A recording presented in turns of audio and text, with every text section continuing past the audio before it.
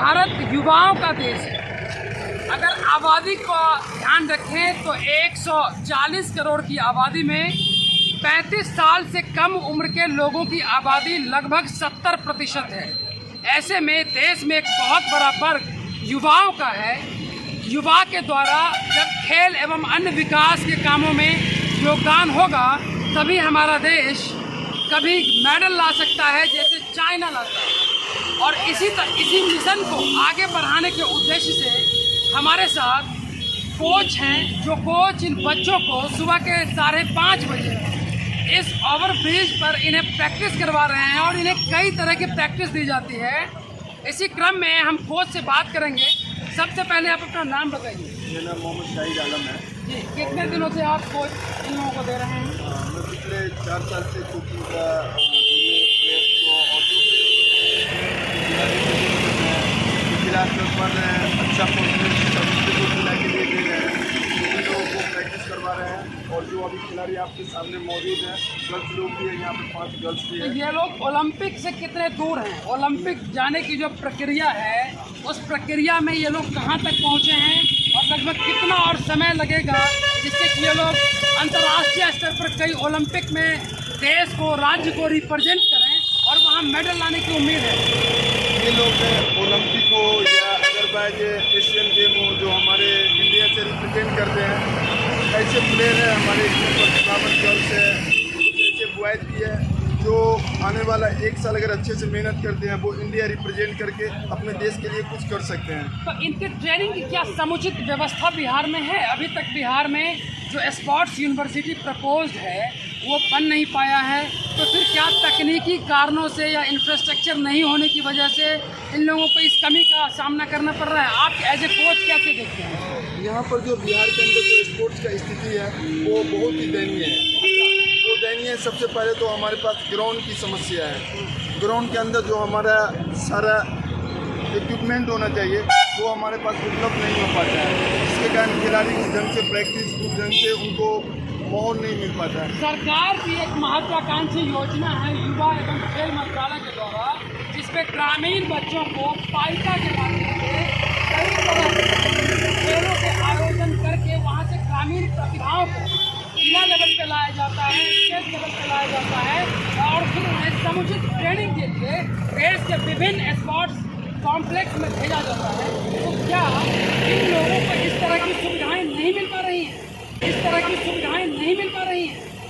जैसे हमारे बिहार में पाइका का जो आयोजन होता था पिछले 3-4 साल से आयोजन बंद हो चुका है। क्यों आयोजन बंद हो रहा है? इस पे माननीय मंत्री जी का क्या कहना है या फिर संबंधित विभाग के जो डिस्ट्रिक्ट स्पोर्ट ऑफिसर हैं उनका क्या कहना है? उनसे बात होती है आप लोग? पाइका का जो आयोजन बंद होने का कारण है, जहाँ तक हम लोग को पेपर के माध्यम से पता चलता रहता है और न्यूज़ के माध्यम से पता चलता रहता है, उसमें जितने भी हमारे बिहार के जो जिला में जो पाइका के जो अनुबंधित जो अधिकारी पदाधिकारी हैं वो बिहार गवर्नमेंट को पिछले कई साल से उनको जो भी उनका फंड रहता है उनका हिसाब वहाँ तक नहीं पहुँच पाता है, जिसके कारण वो बीच में बहुत सारा घोटाला उस पैसे का किया गया है, पदाधिकारी के द्वारा हो या उसके नीचे कर्म के द्वारा हो, जिसके कारण आप लोगों ने या स्पोर्ट्स एसोसिएशन है या खिलाड़ियों का जो अपना एसोसिएशन है, क्या आप लोगों ने इस बात को माननीय मुख्यमंत्री तक पहुँचाया? इसमें प्रॉपर हम समस्तीपुर से रिप्रेजेंट बिहार के अंदर पटना में सचिवालय में हम लोग कई बार धरना प्रदर्शन किए हैं मुख्यमंत्री के खिलाफ, हमारे जो स्पोर्ट्स मिनिस्टर हर बार जो बनते रहते हैं उनके खिलाफ, लेकिन कोई समस्या का निदान नहीं हुआ है। कितने दिनों से आपने शिकायत किया और आपकी समस्याओं का निदान नहीं हुआ?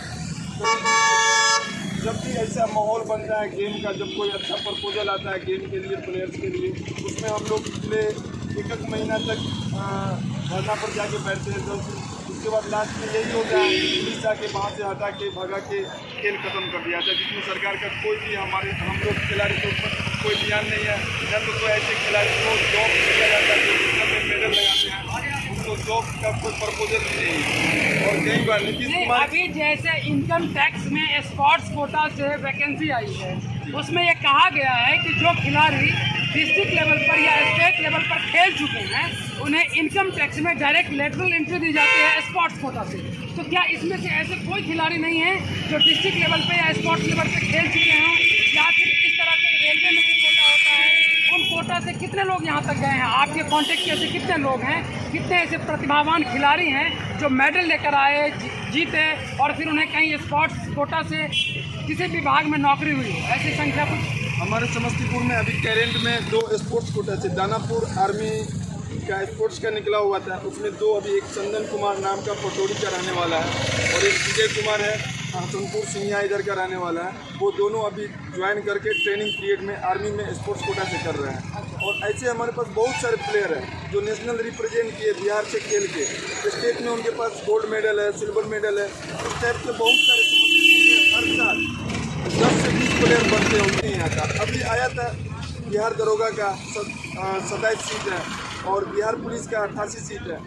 उसमें क्राइटेरिया कुछ इस तरीके से बना दिया गया है जिसमें बहुत सारे ऐसे प्लेयर हैं जो काफ़ी समय से खेल रहे हैं लेकिन उसका एज ओवर क्रॉस हो चुका है। नेहरू युवा केंद्र जैसी संस्थान जो युवाओं के कल्याण के लिए सरकार की महत्वाकांक्षी परियोजना है, क्या नेहरू युवा केंद्र के द्वारा आप लोगों को किसी तरह का सपोर्ट नहीं मिलता? नेहरू युवा केंद्र से हम लोग को उतना सपोर्ट नहीं मिल पाता जितना सरकार का जो ऑर्गेनाइज होता है, जो सरकार का जो हम लोग मोटो देखते रहते हो नेहरू युवा केंद्र के द्वारा, तो उस तरीक़े से कोई ऐसा आयोजन उनका उस ढंग से हो नहीं पाता जिस तरीक़े से समस्तीपुर जिला एथलेटिक एसोसिएशन का जिस तरीक़े से आयोजन होता है पूरा जिला स्तर पर, पूरा प्रचार के जिसमें खिलाड़ी 1000 से 500 के बीच में प्लेयर्स आते हैं। इस टाइप के नेहरू युवा का कोई मोटो नहीं है। नेहरू युवा का मोटो सिर्फ ये है कि स्कूल को, जो छोटे छोटे स्कूल है उसको पकड़ के गेम करवाएं।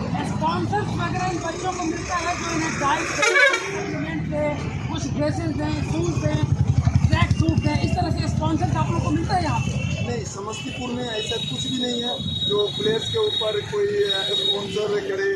जब भी कुछ ऐसा प्रॉब्लम होता है तो बहुत ही गरीब है जो अपने से कुछ ले नहीं पाता, हमारा जहाँ तक होता है हम उस खिलाड़ी को, ऐसे प्रतिभावान को हम अपनी तरफ से मतलब कैसे? अपने पर्सनल पैसे से जहाँ तक होता है हम उनको मदद करते हैं, चाहे जाने में हो, आने में हो, चाहे उनका ड्रेस हो या कुछ ऐसा जूता का हो या रनिंग करने के लिए एक स्टार्ट आता है खिलाड़ी के लिए, जहाँ तक हमसे हो सकता है हम उसको अपनी तरफ करते हैं। कुछ बच्चों से हम बात कर रहे हैं, आपका नाम क्या है?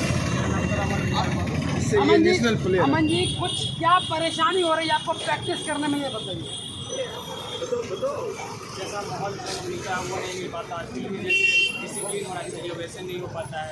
प्रैक्टिस कर रहे हैं इधर से पूरा, जैसे कि नॉर्मली बच्चे लोग को मिला जाता है स्टेडियम, वैसा हम लोग का स्टेडियम नहीं। मतलब इंफ्रास्ट्रक्चर का अभाव है और एक माहौल का अभाव है जिस वजह से आप लोग अच्छा परफॉर्मेंस नहीं कर पा रहे हैं। आपका क्या मानना है? वारिस प्रखंड से जी, यहाँ 2012 से प्रैक्टिस करते हैं, ठीक है। कई बार नेशनल गेम में हम परेशानी क्या है आपको तकनीकी रूप से और एडवांस होने में, प्रैक्टिस करने में क्या क्या परेशानियां हैं? सरकार के द्वारा क्या सपोर्ट नहीं मिल रहा है, ये मुझे बताइए। यहाँ ये है कि मतलब कोई अच्छा कोच भी नहीं है, मतलब जो रहता है कलम का वो भी प्रैक्टिस करने के लिए हम लोग खुद से आते हैं और भैया रहते हैं वो जो मेहनत कराते हैं। अगर कोई बच्चा स्टेट में या डिस्ट्रिक्ट में मेडल मार देता है तो कोई नहीं आता। क्या नाम है आपका? आप क्या करते हैं, कौन सा खेल? एथलीट है। क्या परेशानी है, ऐसा क्या लग रहा है आपको कि आपको वो चीज़ नहीं मिल रहा है जिस वजह से आप परफॉर्मेंस नहीं कर पा रहे हैं या आप आगे नहीं बढ़ पा रहे हैं? अब प्रॉब्लम्स को बताइए, क्या क्या प्रॉब्लम्स हैं, क्या क्या चीज़ें आपको नहीं मिल पा रही हैं, क्या आपको मिलना चाहिए तो आप परफॉर्म करेंगे? ऐसा ये हम लोग को घर से भी नहीं निकलने दिया जाता है। हम लोग को बर्फ से ये रगड़ के यहाँ आते हैं, उसके बाद डाइट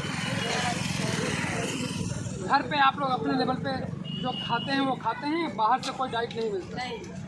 और इसके अलावा ट्रैक सूट, किट और चीज़ें आपको कहाँ से मिलती? खुद से खुद सेल्फ लेवल पे।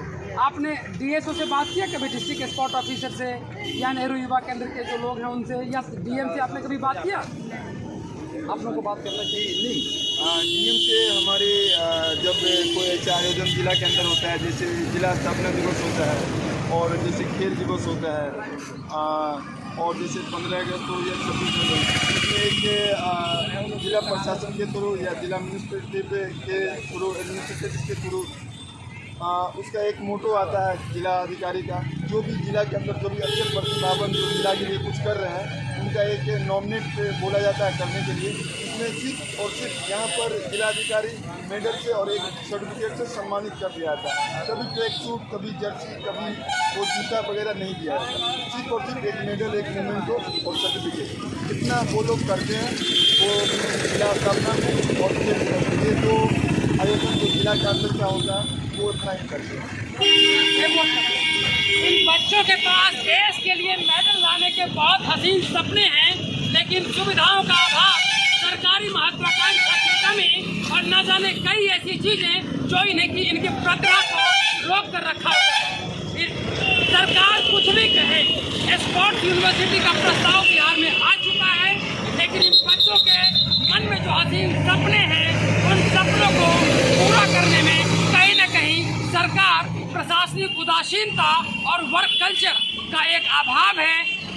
इस बात का यह स्पष्ट प्रतीत है कि पाइका जैसे प्रोग्राम, नेहरू युवा केंद्र जैसे प्रोग्राम इन बच्चों के जीवन में उजाला नहीं ला पा रहा है। सरकार के लिए एक गंभीर सवाल है कि अगर इन बच्चों को एटमॉस्फेयर नहीं दिया गया तो ये कैसे देश के लिए मेडल लाएंगे, और तब ऐसे में देश कैसे स्पोर्ट्स में मेडल लाएंगे और चाइना को पीछे छोड़ेंगे। वीडियो टीम के साथ गौतम कुमार, समस्तीपुर।